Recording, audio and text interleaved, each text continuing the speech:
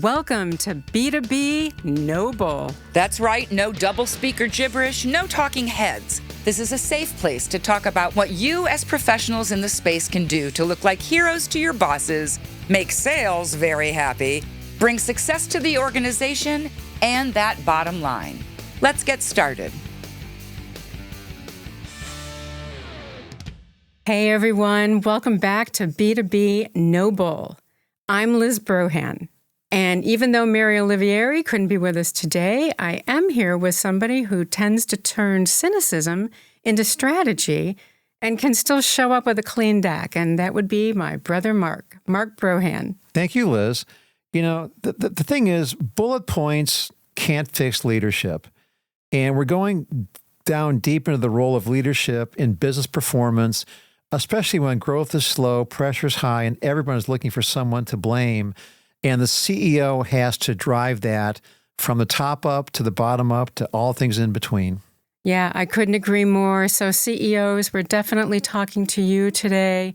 But anybody else listening, you're going to hear a lot of great advice that you can take to your executive team and help get things rolling. So we're very excited today because we know that, you can't get to results.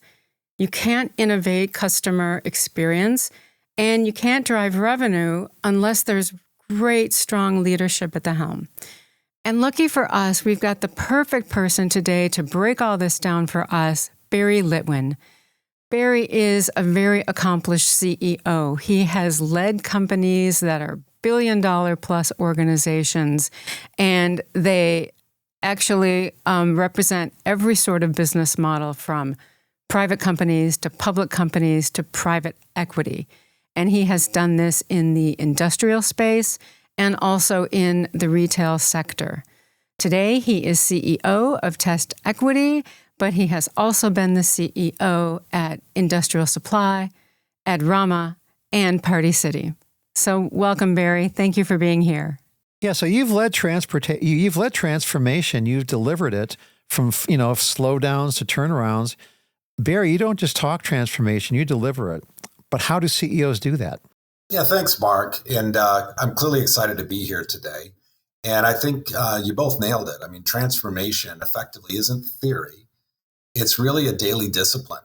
It's operational alignment and it's leadership that effectively shows up each day and is authentic. Well, then let's just get right into the thick of it, right? Because we know that you have built strategy models that actually help you step by step get to transformation. Can you unpack some of that for us? Sure. I think in many cases for many large organizations, they feel in some cases that they have to go externally to large consulting companies to try to tell the organization what they need to do. And I've always had a viewpoint that I think the best ideas are already inside the business. It's up to the leadership and the senior leadership team to pull those initiatives together and to send the company in a direction that it knows it has to address. So the framework that I've developed over time, it's pretty simple. It's called a 5x5 framework. And to start it off, it really starts by defining what a company's North Star is going to be. And a North Star, as you know, it's really critical to aligning the leadership, the employees, and the stakeholders to some common goals, ensuring that effective decision-making and prioritization can happen within an organization. Typically, I like to focus on a North Star that delivers a leading customer experience for a business. We can all relate with customer service and great companies that deliver it. We generally like to stay with those businesses. And this kind of North Star generally creates long-term customer loyalty and is something that employees, I've found, can really rally behind and understand. So the 5x5 framework really kind of structures strategy into 5 major pillars with actionable initiatives that the organization can understand. And the pillars themselves come from various inputs like board priorities. They come from insights from the executive team. They come from market research. And most of all, they come from the employees themselves, right? So another element to ensure that your 5x5 framework is addressing the needs of your most important constituents, and that's your customer. So it's important to incorporate kind of the voice of customer data also into the strategy to ensure that there's a focus on improving customer experience and delivering long-term value. So as it relates to the framework, right, you have, in a sense, 5 key pillars that help drive the framework. But under each one, you have to ensure that you're driving ruthless prioritization and ensuring that there are 5 key initiatives under each pillar. And it's important to limit it to that. I think each initiative has to have kind of clearly defined ownership. It has to have clear milestones, and it has to have strong financial outcomes. Effective prioritization in this way, it does help to kind of avoid what companies typically see as an overload of things to do and heavy and over prioritization. And it helps to ensure clarity, better execution in the company, and the right resource allocation so that we have enough people to do the work that we want them to. And of course, when you've got 5 initiatives, for each of the 5 pillars, that's effectively 25 initiatives that the company's focused on. You have to calculate what the return on investment is for each of those initiatives. And then once you have that, right, it becomes easier to be able to roll that into kind of a multi-year operating budget with strategies that everyone can understand and rolls up to the financial goals of what you're trying to achieve in the business. So that's in a nutshell kind of how it's structured. Well, it does sound like 5x5 is a great playbook, right? And it sounds to me like it would also work across almost any industry. Would you agree? Yes, I would say that it's absolutely scalable. And I've used it both in the consumer retail area as well as commercial distribution. I was running a consumer retailer, and we found that the strategy that was needed where the 5x5 helped out was to really help invigorate the overall brand of the business and to help carve more market share within a crowded and consolidating consumer electronics market. Within an industrial retailer that I was leading, it was really about trying to expand our presence within a very fragmented industrial supplies market. And in another retailer where it was more of a turnaround scenario, it really meant fixing a lot of complexity across our finances, improving the customer trust that the business had all at one time. But the model effectively stayed the same. It set clear priorities, it created measurable outcomes, and it made sure that we had the resources that were aligned to the objectives that we wanted to deliver in the business. But this can't be easy to do. I mean, of course it's not easy to do because in some cases, it seems like these are more of a strategies with a logo slapped on it, as opposed to something genuinely that must be done. Yeah, I would agree. I mean, strategy really isn't everything. There's one thing to have a plan, but it's all about execution. And that's where most companies break down. So they build a great plan and then all of a sudden something changes, right? And then the plan falls apart. Oops. So, yeah. Well, I think we should go there. I love talking about implementation. So tell us a little bit about how we actually execute 5x5. Yeah, so that's a great question, and I think there's been every leader kind of develops, whether it's at a CEO level or a department or division level, everyone develops a certain approach that they take to actually running the business. And I get asked this a lot. How do you actually run the business? And I think there's really, in my mind, I've kind of built kind of a 3-part operating system to really help drive better accountability and execution on the things that matter in the companies. And so what I tend to do is I look at a organization in 52-week increments, right? You got 52 weeks to a year. And I think every week, right, there's a plan and there's an opportunity to excel, right? And in order to be kind of that kind of focused, I develop what I call weekly hub meetings. And these are what I call running the business meetings. So we'll take major areas of the company that are really important to focus on. So for example, you might have on a Monday, you might have a cross-functional meeting looking at sales and margin plans for the week. You might have on a Tuesday a focus around how is our direct sales force performing in the market. You might have on a Wednesday focusing on the supply chain and efficiency in the business. You might have something around digital transformation, right? You might have something around people. So whatever the 5 key areas that you think are important to really run the area of the company that you're responsible for or the whole company, it's important to kind of set at least an hour each week to have structured sessions to go through the performance for that week so you can become really knowledgeable about what's happening in the business and be in a position to course correct and make changes in the company, because undoubtedly things change every day. So that's kind of the first phase, right? I'll call it the 3-part operating system. The next part would really be around making sure that you're paying attention to the initiatives, right, from your 5x5 and making sure that those are getting executed well. So you could have things like a software implementation, creating a new distribution center.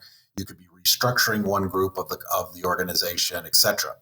So it's important that within the same week, right, that you set at least an hour of time to have the key teams who are responsible for those initiatives coming to the table and reporting on progress and enabling the people around the table to help support and make changes as, the initiatives change over time. So having the initiative reviewed every week is also very important. And then the third piece of the 3-part operating system is really the dialogue you have with your own leadership team. So from my standpoint, the one-to-ones that I have with my direct reports each week, I already know what progress is happening in the business because I've got the hub meetings and I've got the initiative meetings. But what I want to have is real conversations, right, with my team, right, about what's working, what's blocking them, and how can I help in assisting them become more efficient. Those are great meetings to be able to establish trust, with you and your direct reports, and enables you to kind of address issues that don't always come up in the group meetings on a regular basis. And I found that kind of rotation week to week is really important so that leaders feel connected and they feel that their opinions and things that they have that are challenges, that I'm helping and assisting with them. And that makes up really the three kind of streams of work in terms of what I call the 3-part operating system. 2 quick observations. It's intense, but not many of us know a CEO who isn't intense, so that's fine. But it's terribly human. I mean, it's lovely that it's so human, and we get the feeling that you and your executive team want to be in the trenches. And I think that is a huge component to leadership today.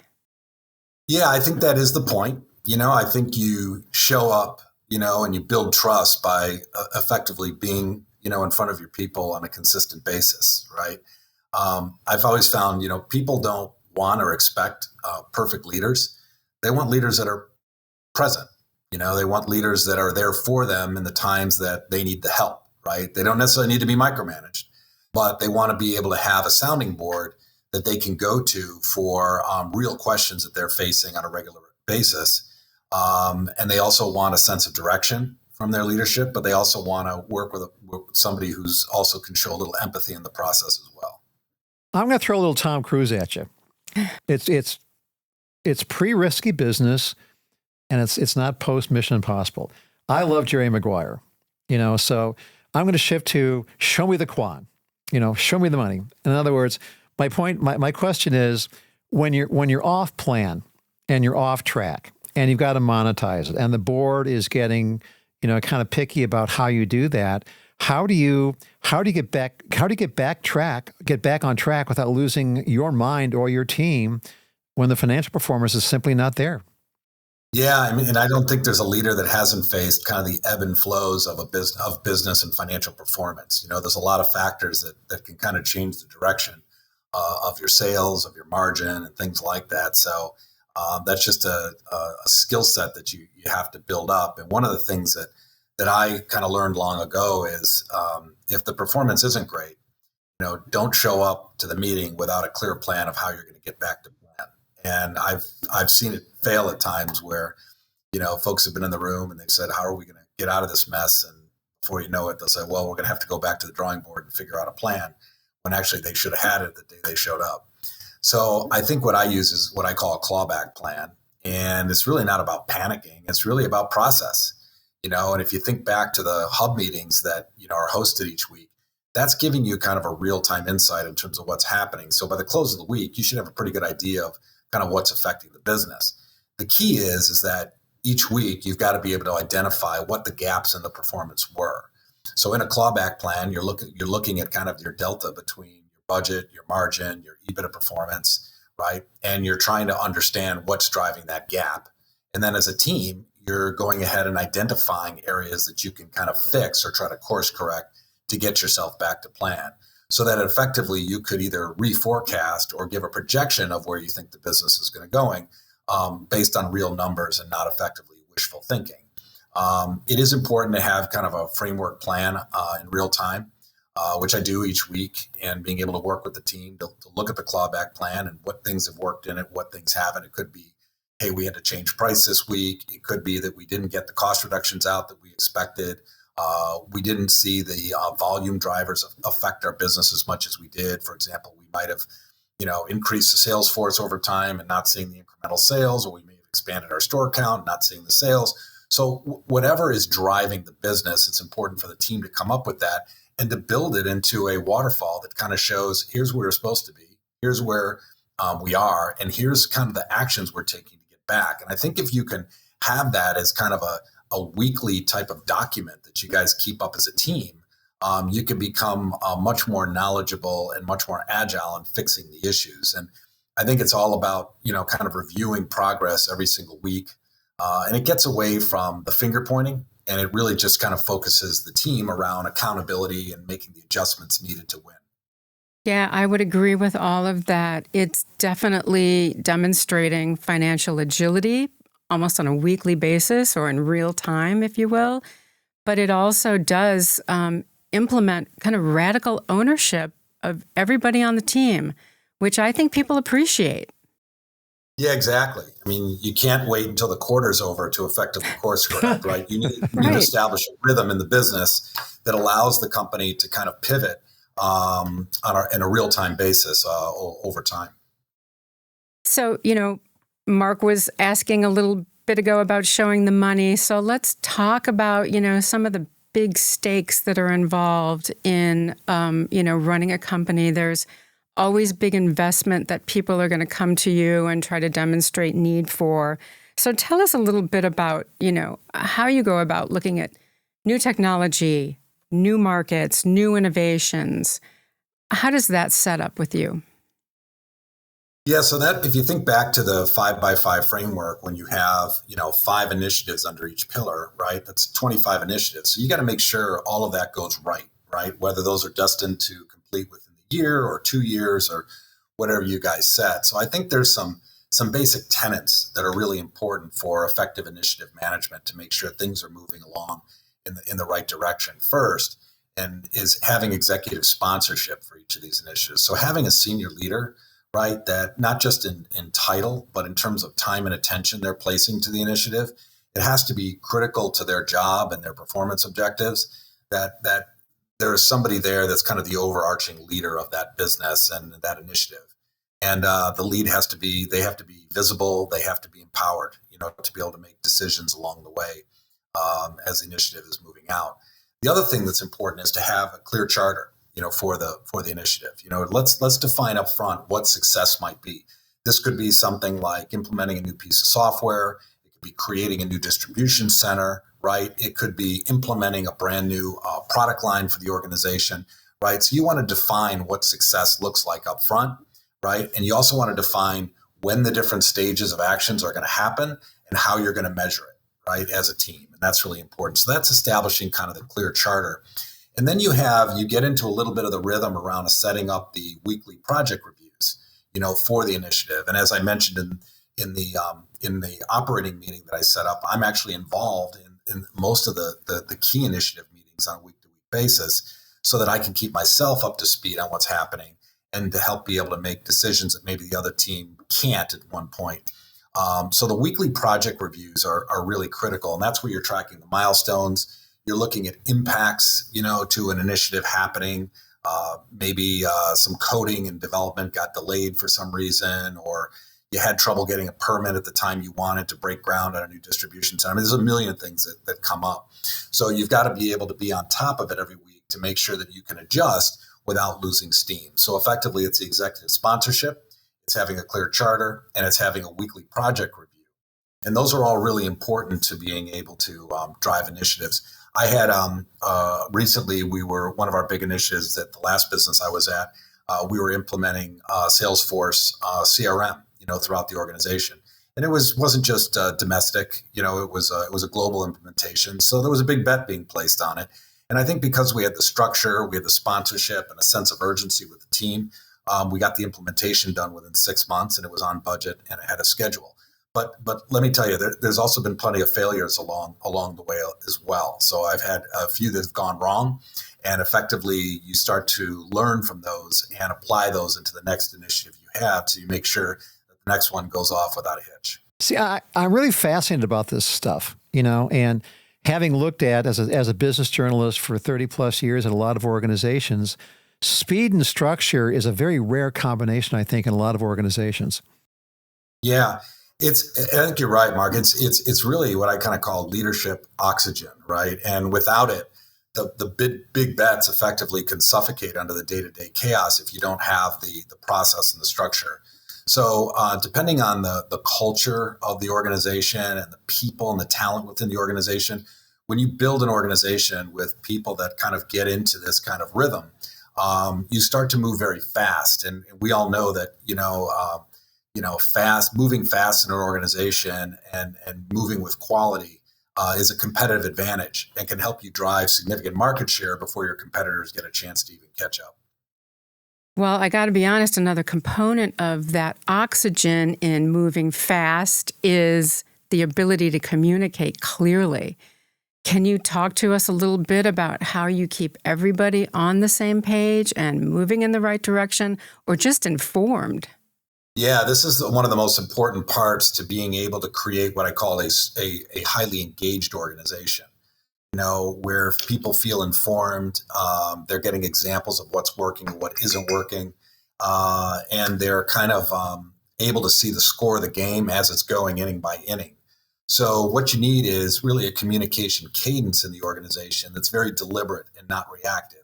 And it takes time, whether you're a department leader, divisional leader, or a CEO, you have to sit down and plan out the course of communications and how that's going to cascade through the organization. And when you implement that play for communication, it really starts to work over time. And you'll start to find that people start to understand the strategy. They can understand the initiatives. They know what's important. So there's a series of things that are really critical to communicating. Clearly, at a CEO level, it's structuring board updates. That's really important to make sure that your board stakeholders are clearly aware of where you're winning in the business, where you're losing, and how you're kind of solving for that gap, right? So that's really important. Making sure that you have ongoing communications with your own leadership, right, on what's working on a week-to-week basis and where we're headed for the quarter and the year. But I think one of the areas that's really important to gain what I call true organizational engagement is having what I call vote meetings. They're called Voice of the Employee. And whenever I've entered a business, I always like to create small group sessions with cross-functional teams throughout the organization. I generally tell the people that come to the meeting that no bosses will be present. And it's really a way for me to kind of hear from folks that are, doing the day-to-day work on the ground, what's happening in the business. Do they understand the strategy? Do they have questions? And there's usually 3 questions I ask during these vote meetings. It comes down to what's working for us in the company, what's not working for us in the company, and what could I do or the leadership do to make your job more efficient every day? And usually they just center around those 3 questions, and you get a boatload of information coming back. And I find that when we prioritize in solving for those, it doesn't have to be all of them, but if you solve for them on a regular basis and you tell the organization that you made a change, could have been a question around benefits, could have been a question, I used to have warehouse folks in our warehouse organization would always be looking for new equipment, new RF scanners, what have you. When they got that, all of a sudden you're establishing trust, right? Because the folks in the organization are looking at leadership saying, wow, they're actually asking me my opinion, and they're actually delivering on what I'm asking for. So that creates high engagement at that point. And then at a broader level, you have to have schedule in, key town halls. And a lot of companies do this, but those are opportunities to really align the company around the strategy and what progress is happening during that, quarter or for that half year, right? It's an opportunity also to really celebrate success, and having the key people that are responsible for the big bet, so to speak, coming to the table and and getting the organization to congratulate them for a great job. And that really creates a lot of energy in the business. It also allows leadership to talk to the organization about sometimes not so good news. If the business isn't performing well, being able to share with them what's happening and then how we're changing, right? So I think along the way, it's important to align with your communication leader, your CHRO, and others in the business, and developing in a sense, a communications toolkit, how you're going to communicate through either, emails, Zoom meetings, developing, kind of a company's social media network that allows you to communicate what's happening in the business so that everyone in the company is aligned from headquarters to the warehouse floor to the sales, you name it. And so it is really about satisfying people's desire for clarity. And that, what I find, is one of the biggest drivers of improvement engagement. If you're not communicating regularly, remember, someone else is writing the story for you. You don't want that to happen. No, absolutely. You've, through this process, you're able to kind of eliminate some of those comments of, I don't know what's going on, or I don't know where the company's going. So that's huge. And then more importantly, you've really established that people are going to be listened to and you're going to act on what you learn. That follow through, that delivering on the promise, those are huge within an organization. And that translates to how we treat our customers, right? Sure. But now, Barry, it's Game Show Network. We're going to have some fun. So Barry, come on down. It's what I mean by it's lightning round. We throw scenarios at you and you hit us with your leadership moves. How does that sound? You ready? Okay, I'm good with that. Okay, you'll be ready for the first one because we already kind of covered a little bit of it. So CEO's under pressure, growth is a little flat. What do we do? Oh, good one. So I think the first thing is get visible in the company, right? Don't hide. Make sure that you're out communicating with the organization, and not just through Zoom and through email, right? But actually being on the floor. So a lot of times when that happens, I'll travel out to some challenge markets or some challenge facilities, right? And start talking to people and in a sense, being transparent about the issue. I think you want to re-clarify, in a sense, the North Star and the 5x5 plan that you're running for the business. And I think momentum, I've always said, kind of starts with being present. All right, now here's one that's near and dear to my heart. The board is skeptical about marketing spend. How do we overcome that?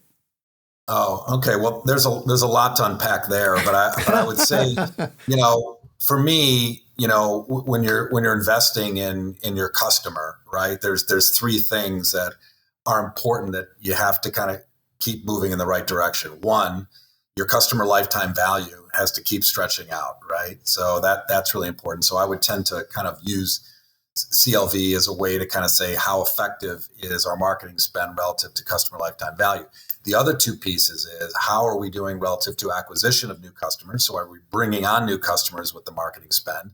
And what's that return on investment? And the same thing on retention, which is even more. I mean, if we're continuing to invest and we're keeping our customers longer and longer, that's a really good thing.